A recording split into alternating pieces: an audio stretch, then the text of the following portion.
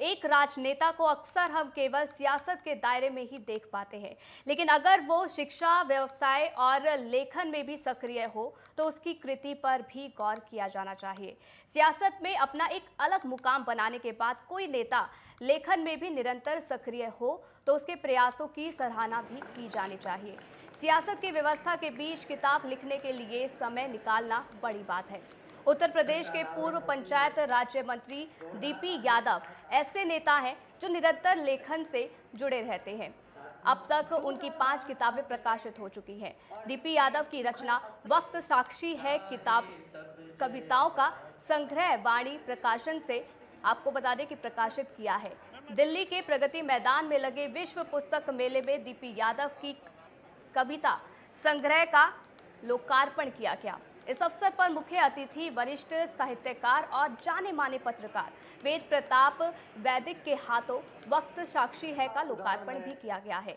इस अवसर पर उन्होंने डीपी यादव की रचनात्मकता की प्रशंसा भी की और उनके साथ बिताए समय को भी साझा किया।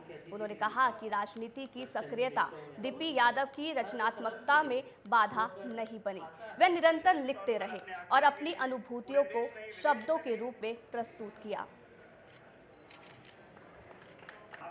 कविता और शब्द तो आदमी के अंदर बसे हुए विचारों का एक संग्रह है, और जहाँ तक राजनीतिक और कविता का ताल्लुक है तो ये तो इस देश के जो सर्वोच्च राजनीतिक लोग रहे हैं, माननीय अटल बिहारी वाजपेयी जी, आदरणीय चंद्रशेखर जी और भी तमाम लोग कविताओं से साहित्य से जुड़े रहे हैं।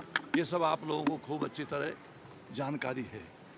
जहाँ तक ताल्लुक है बुनियादी तौर पे गरीब की पीड़ा को शब्दों के रूप में ढाल करके लोगों तक पहुंचाने का जो कार्य है वो ऊपर वाले की मेहरबानी से मेरे सीने में भी मौजूद है।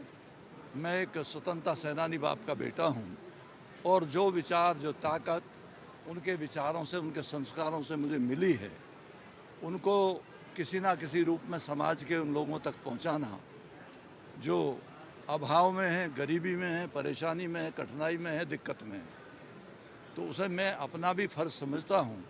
और मैंने इन तमाम बातों को लेकर के एक स्वाभिमान की ज़िंदगी किस तरीके से जीने का अधिकार आम आदमी के पास है और हमारे संविधान ने भी हमको दिया है, तो उसको किस तरीके से हम लोग अपने दूसरे साथियों तक पहुँचा सकते हैं, कह सकते हैं, उसको लेकर के मैंने कविताओं की रचना की है।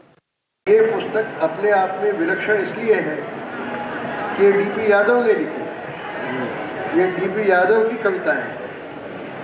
और डीपी यादव का नाम क्या है, आप में से कुछ लोगों को पता है क्या? नहीं, धर्मपाल यादव।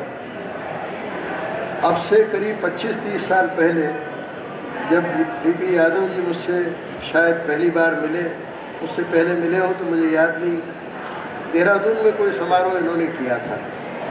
तब मैंने उनसे पूछा कि आप किसान पृष्ठभूमि के हैं, यादव हैं, और ये अंग्रेजी में डीपी यादव क्या लिखते हैं, नाम क्या है आपका? धर्मपाल यादव।